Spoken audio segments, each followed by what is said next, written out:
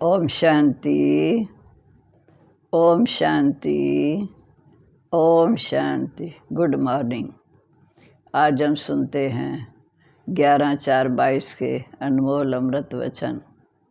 आज सोमवार, प्यारे बाबा में सोम रस पिलाने आए हैं। बाबा कहते, बच्चे तुम्हारी बुद्धि में सारा दिन सर्विस के ख्यालात रहने चाहिए, क्योंकि तुम्हें सबका कल्याण करना है। बाबा ने कहा अपनी कर्म इंद्रियों पर पूरा कंट्रोल करना है अगर ऊंच पद पाना है तो।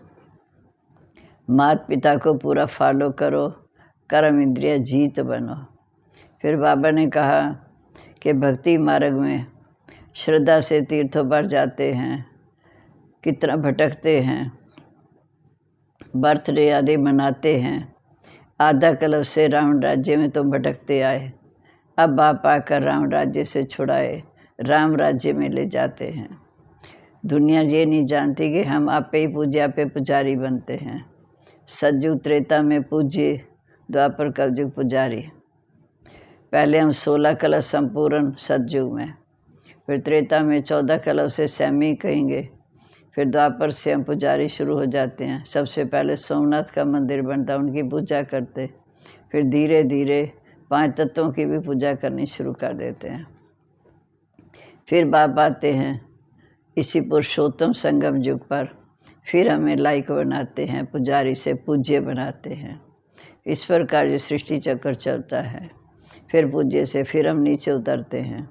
फिर बाबा ने कहा प्रदर्शनी में कितने ढेर आते हैं, क्योंकि प्रदर्शनी में इतने अच्छे चित्र जो समझाने वाले होशियार चाहिए। ऐसे मेले मलाखड़े में जाते हैं, वह तो उसके आगे कुछ नहीं। आर्टिस्ट को इसका ज्ञान नहीं, वो सिर्फ बुद्धि में यही रहता है कि सुंदर सुंदर चित्र बने जो सब उसको अच्छी तरह समझें। बाबा कहते बच्चे अंत समय सिवाय बाबा के कोई याद भी ना आए, अचानक शरीर छूटेगा। अगर उस घड़ी जुत्ती भी याद आ गई तो जुत्ती जैसा जन्म मिलेगा। बाबा तो हमें सब प्रकार की शिक्षाएं देते हैं, पर हम उस पर कितना आचरण करते हैं, कितना धारण करते हैं, ये हमारे पुरुषार्थ के ऊपर है। अब हम सुनते हैं आज के मधुरमा वाक्य। बाबा ने कहा मीठे बच्चे, तुम्हारी बुद्धि में सारा दिन सर्विस के ख्यालात चलने चाहिए। तुम्हें सबका कल्याण करना है, क्योंकि तुम हो अंधों की लाठी, दूसरों को रास्ता दिखाने वाले।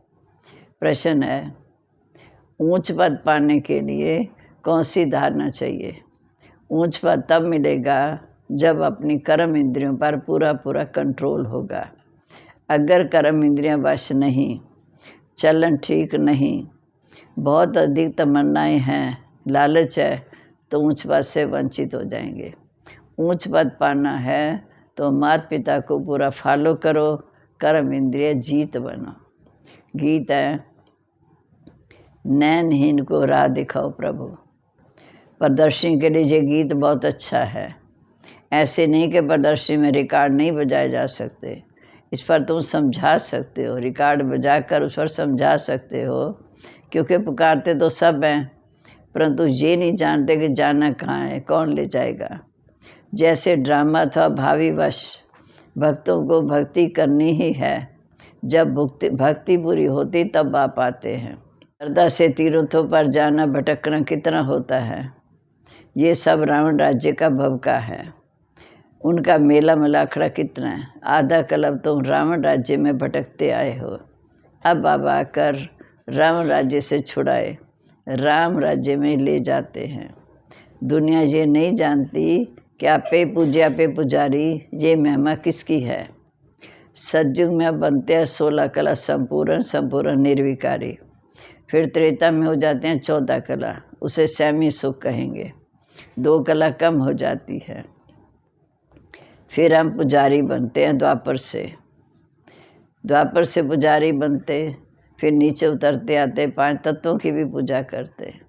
फिर बाप आते हैं हमें पुजारी से पूज्य बना रहे। फिर बाबा कहते कलयुग के अंत में हमारा पुजारी बनने का पाठ अब खत्म हुआ। पूज्य बनाने के लिए बाप को सृष्टि पर आना पड़ता है। अब बाबा आए हैं विश्व का मालिक बनाते, तो विश्व तो ये भी है, विश्व वो भी होगी। ये कलयुग दुनिया, संगम युग, ये भी विश्व है, सतयुग में भी विश्व होगी। वहाँ मनुष्यों की संख्या बहुत कम है, धर्म एक होता है। अनेक धर्मों में देखो कितना हंगामा है। अब बाबा आए हैं लाइक बनाने, तो जितना बाबा को याद करेंगे उतना अपना ही कल्याण करेंगे। देखना है कल्याण करने का शौक कितना रहता है। जैसे आर्टिस्ट है उसको ख्याल रहता है कैसे ऐसे चित्र बनाएं जिससे मनुष्य अच्छी रीति समझ जाए। समझेंगे हम बेहद भाव की सर्विस करते हैं। भारत को स्वर्ग बनाना है। प्रदर्शनी में देखो कितने ढेर आते हैं, तो प्रदर्शनी के ऐसे चित्र बनाएं जो कोई समझ जाए कि ये चित्र एक्यूरेट रास्ता बताने वाले हैं। आर्टिस्ट जो इस ज्ञान को समझते हैं उनकी बुद्धि में ये बातें रहेगी। ऐसे ऐसे चित्र बनाएं जो बहुतों का कल्याण हो जाए। रात दिन बुद्धि में ये तात लगी रहे कि ऐसे चित्र बनाएं जो बहुतों का कल्याण हो जाए। इन चीज़ों का बहुत शौक होना चाहिए, क्योंकि मौत तो अचानक आएगा। अगर जुत्ती आदि भी याद में आ गई अंत समय, तो मौत आ गया तो जुत्ती जैसा जन्म मिलेगा। यहाँ तो बाप कहते बच्चे देह सहित सब कुछ भूलना है। यहाँ तो बाप कहते बच्चे देह सहित सब कुछ भूलना है। यहाँ कितना याद करते हैं, देवियों से जाकर मांगते हैं। देवियों की पूजा की, कुछ मिल गया तो बस उस पर कुर्बान हो जाते हैं। पुजारी को भी पकड़ लेते हैं, वह भी आशीर्वाद आदि करते हैं। प्रदर्शनी में भी समझा सकते हैं ये कितनी अंधश्रद्धा है। ये प्रदर्शनी तो गांव-गांव में जाएगी। बाप गरीब निवास है, गरीबों को तो और ही अच्छा उठाना है। साहूकार तो कोटों में कोई निकलेगा, प्रजा भी ढेर है। यहाँ तो मनुष्य से देवता बनना है। बाप से वर्षा मिलता है। पहले पहले तो बाप को जानना चाहिए कि वो बाप हमको आकर पढ़ाते हैं। सबको निश्चय होना चाहिए कि बाप हमारा बाप भी है, शिक्षक भी है, सतगुरु भी है। फिर एक दूसरा गीत भी है कि इस पाप की दुनिया से हमें कहीं और ले चल जहाँ सुख और चैन हो। वह भी अच्छा है। ये पाप की दुनिया तो है ही। भगवानुवाच, ये आश्रित संप्रदाय है। मैं इनको आकर दैवी संप्रदाय बनाता हूँ। फिर मनुष्यों की कमेटियाँ आदि ये कार्य कैसे कर सकती है। यहाँ तो सारी बात है बुद्धि की। भगवान कहते हैं तुम पतित हो, भविष्य के लिए पावन सो देवता बनाता हूँ। सतयुग में तो वाइसरस दुनिया थी, ये है विशेष वर्ड। ये भी ड्रामा में नूंद है। जो भी शास्त्र आदि बनाए हुए हैं उनमें भी गिलानी की हुई है। बाबा जो स्वर्ग बनाते हैं उनके लिए भी क्या क्या कहते रहते। अब तुम जानते हो कि बाबा इस समय में कितना ऊंच बना रहा है। विश्व का मालिक कितनी ऊंची शिक्षा देते हैं। सच्चा सच्चा सत्संग तो ये है। ऐसे को फिर परमपिता परमात्मा कर विश्व का मालिक बनाते हैं। जो सच्चा सत्संग करते हैं, सत्य बाप का संग करते हैं, उनको आकर विश्व का मालिक बनाते हैं। बाप समझाते बच्चे तुमको अब अंधों की लाठी बनना, अर्थात दूसरों को रास्ता दिखाना है। जो खुद ही जागे नहीं होंगे, सज्जे नहीं होंगे, वे औरों को लाठी क्या दिखाएंगे। भल करके ज्ञान का विनाश नहीं होता। एक बारी माँ बाप कहा तो कुछ ना कुछ प्राप्ति तो जरूर होगी, परंतु नंबरवार पद तो है ना। चलन से भी कुछ मालूम पड़ जाता है, फिर भी पुरुषार्थ कराया जाता है। ऐसे नहीं कि जो मिला सो ठीक। पुरुषार्थ से ही ऊंच प्रारब्ध मिलती है। बगैर पुरुषार्थ तो पानी भी ना पी सको। इसको कर्म क्षेत्र कहा जाता है। जहाँ कर्म बगैर तो मनुष्य रह न सके। भक्ति की जाती है रावण के दुख से छूटने के लिए। छूट कर फिर वापस घर जाना है। इसलिए सब याद करते हैं कि हम मुक्ति धाम में जाएं, अर्थात शांति धाम जाएं, जहाँ शांति से रहें। फिर वहाँ से हम सुख धाम में आएंगे। दोनों पास हो गए। भारत सुखधाम था, अब नरक है, नरकवासी कहेंगे। तुम खुद कहते हो, कोई शरीर छोड़ता है तो खुद कहते हो फलाना स्वर्गवासी हुआ। अच्छा, वो तो स्वर्ग में गया, तुम तो नरक में हो। हेवन के अगेंस्ट होता है हेल, बाकी वह तो शांति धाम है। बड़े बड़े लोग इतना भी नहीं समझते, अपने को आपे सिद्ध करते हैं कि हम इस समय हेल में हैं, माना नरक में हैं। बड़ी युक्ति से सिद्ध कर बताना है। ये प्रदर्शनी तो बहुत काम कर दिखाएगी। इस समय देखो मनुष्य कितने पाप करते हैं, पर स्वर्ग में ऐसी बातें होती नहीं। यहाँ तो प्रारब्ध है, तुम फिर से अब स्वर्ग में चलने के लायक बन रहे हो। तुम कहेंगे हम अनेक बार स्वर्ग के मालिक बने, वरना अनेक बार अर्थात हर 5000 साल के बाद बाप स्वर्ग का मालिक बनाते हैं, फिर हम नीचे उतरते हैं, फिर अब बन रहे हैं। दुनिया में किसी को पता नहीं, तुम्हारे में भी कोई समझते हैं कि इस कर्म क्षेत्र से कोई छूट नहीं सकता। मोक्ष भी मनुष्य सब चाहते हैं जब दुखी होते हैं। बाबा तो कहते हैं अच्छी रीति पुरुषार्थ करो, माँ बाप को फॉलो कर अच्छा पद पा लो, अपनी चलन को सुधारो। बाप तो राह बताते हैं, फिर उस पर क्यों नहीं चलते? जास्ती तमन्नाएं नहीं रखनी चाहिए।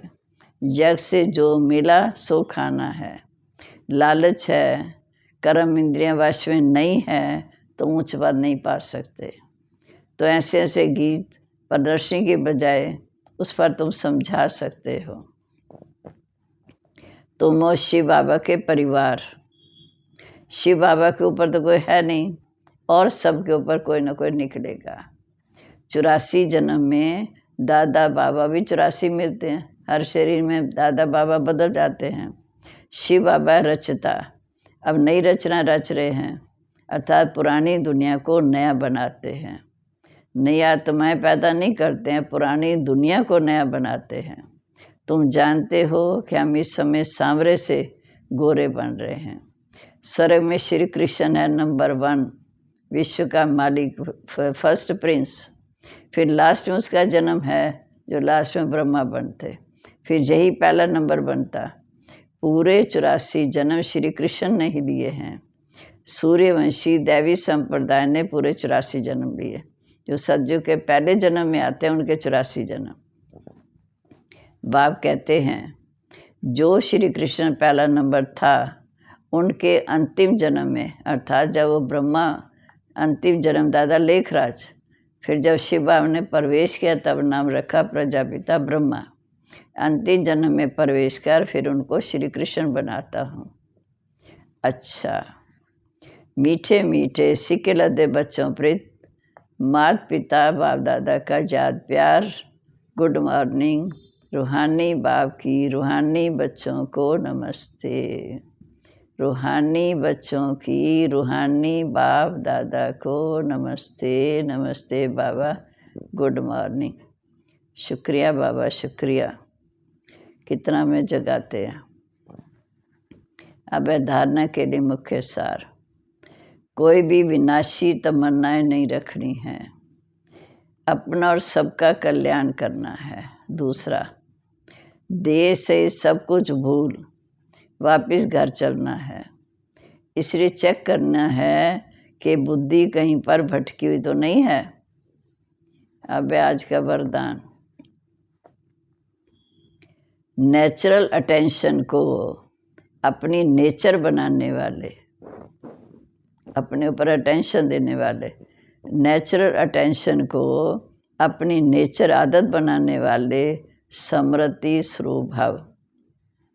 सेना में जो सैनिक होते हैं वह कभी अलबेले नहीं रहते, सदा टेंशन है, अलर्ट में रहते हैं। आप भी पांडव सेना हो, इसमें ज़रा भी अलबेलापन ना हो। अटेंशन एक नेचुरल विधि बन जाए। कोई अटेंशन का भी टेंशन रखते हैं, लेकिन टेंशन की लाइफ सदा नहीं चल सकती। इसलिए नेचुरल टेंशन अपनी नेचर बनाओ। अटेंशन रखने से स्वतः समृद्धि स्वरूप बन जाएंगे, विश्व समृद्धि की आदत छूट जाएगी। स्लोगन है, स्वयं के स्वयं टीचर बनो तो सर्व कमजोरियां स्वतः समाप्त हो जाएंगी। स्वयं के स्वयं टीचर बनो तो सर्व कमजोरियां स्वतः समाप्त हो जाएंगी। अब है मातेश्वरी जी के अनमोल महावाक्य। पहली पॉइंट है, याद का तलक संबंध है ज्ञान से। ज्ञान के बिना याद यथार्थ नहीं रह सकता। पहले पहले मनुष्य को अपने सुखी जीवन बनाने के लिए कौन सी मुख्य पॉइंट बुद्धि में रखनी है? पहले ये मुख्य बात समझानी है कि जिस परमात्मा बाप की हम संतान हैं, उस बाप की याद में रहे, हर समय श्वासों श्वास उपस्थित रहें। उस अभ्यास में रहने की पूर्ण रीति से कोशिश करनी है। अब श्वासोश्वास का मतलब है लगातार बुद्धि योग लगा रहे, जिसको निरंतर योग अटूट अजपा जाप कहते हैं। ये कोई मुख से जपने वाली बात नहीं है और ना कोई मूर्ति सामने रख उसका ध्यान करना है, परंतु ये बुद्धि योग द्वारा याद रखना है। अब तो याद भी निरंतर तब रह सकेगी जब परमात्मा का सत्य परिचय होगा, तभी ध्यान पूर्ण लग सकेगा। परंतु परमात्मा तो गीता में साफ कहते हैं, ना मैं ध्यान से ना मैं जप करने से मिलता हूँ, ना मेरी सूरत को सामने रख उसका ध्यान करना है, परंतु ज्ञान योग द्वारा परमात्मा को बुद्धि से याद करना है। इसलिए पहले पहले चाहिए ज्ञान। ज्ञान बगैर याद कायम रह नहीं सकता। याद का ताल्लुक ज्ञान से है। अब ज्ञान से चाहे मन से संकल्पना करो या बैठकर दर्शन करें, अगर उससे देखी हुई चीज़ का भी पहले ज्ञान होगा तभी योग लगेगा और ध्यान ठीक लग सकेगा। इसलिए परमात्मा कहते, मैं कौन हूँ, मेरे साथ कैसे योग लगाना है, उसका भी ज्ञान चाहिए। ज्ञान के लिए फिर पहले संग चाहिए। अब ये ज्ञान की पॉइंट बुद्धि में रखनी है, तभी योग ठीक लग सकेगा। दूसरा है, सृष्टि की आदि कैसे होगी? मनुष्य पूछते हैं कि परमात्मा ने सृष्टि कैसे रची, आदि में कौन सा मनुष्य रचा। अब उसका नाम रूप समझना चाहते हैं। अब उस पर उनको समझाया जाता है कि परमात्मा ने सृष्टि की आदि ब्रह्मा से की है। पहले आदमी ब्रह्मा रचा। जिस परमात्मा ने सृष्टि की आदि की है, तवश्य परमात्मा ने इस सृष्टि में अपना पार्ट भी बजाया है। परमात्मा ने सृष्टि को रचा, उसमें पहले ब्रह्मा को रचा, तो गोया पहले ब्रह्मा की आत्मा पवित्र हुई, वही जाकर श्री कृष्ण बनी। उसी तन द्वारा फिर देवी देवताओं की सृष्टि की स्थापना हुई। तो दैवी सृष्टि की रचना ब्रह्मा तन द्वारा कराई। देवी देवताओं का आदि पिता ब्रह्मा ठहरा। ब्रह्मा ही सो श्री कृष्ण बनता है, वही श्री कृष्ण का फिर अंत में जन्म ब्रह्मा है। अब ऐसे सृष्टि का नियम चलता आया। अब वही आत्मा सुख का पाठ पूरा कर दुख में पाठ बजाने आती, तो सतो प्रधान से सतो रजोतम अवस्था पार कर फिर अब शूद्र से ब्राह्मण बनते। तो हम में ब्रह्मा मुख वंशावली सो शिववंशी सच्चे ब्राह्मण। अब ब्रह्मा वंशी उसको कहते हैं जो ब्रह्मा द्वारा अविनाशी ज्ञान रतन लेकर पवित्र बनते हैं। तीसरा है ओम शब्द का यथार्थ अर्थ। जब हम ओम शांति शब्द कहते हैं तो पहले पहले ओम शब्द के अर्थ को पूर्ण रीति समझना है। अगर कोई से पूछा जाए ओम का अर्थ क्या है, तो पहले तो ओम का अर्थ बहुत लंबा चौड़ा सुनाते हैं। ओम का अर्थ ओंकार बड़े आवाज़ से सुनाते हैं। इस ओम पर फिर लंबा चौड़ा शास्त्र बना देते, परंतु वास्तव में ओम का अर्थ कोई लंबा चौड़ा नहीं है। अपने को तो स्वयं परमात्मा ओम का अर्थ बहुत सरल और सहज बताते हैं। ओम का अर्थ है मैं आत्मा हूँ, मेरा असली धर्म शांत स्वरूप है। अब इस ओम के अर्थ में उपस्थित रहना, तो ओम का अर्थ मैं आत्मा परमात्मा की संतान हूँ। मुख्य बात है ये, ओम के अर्थ में सिर्फ टिकना है, बाकी मुख से ओम का उच्चारण करने की ज़रूरत नहीं। ये तो बुद्धि में निश्चय रख कर चलना है कि ओम का जो वास्तविक अर्थ है उस स्रोत में स्थित रहना, अर्थात आत्मिक स्रोत में स्थित रहना। बाकी वह लोग ओमकार सुनाते हैं मगर उस स्वरूप में स्थित नहीं रह सकते। हम तो ओम का स्वरूप जानते हैं तभी उस स्वरूप में स्थित होते हैं। हम ये जानते हैं कि परमात्मा बीज स्वरूप है, उस बीज स्वरूप परमात्मा ने सारे झाड़ को कैसे रचा है उसकी सारी नॉलेज अब हमें मिल रही है। अच्छा जी, ओम शांति। अब हम प्यारे बाबा के, मम्मा के मधुरमा वाक्यों का मनन करते हुए अच्छी तरह समझेंगे, मनन करेंगे, फिर उसको याद करेंगे।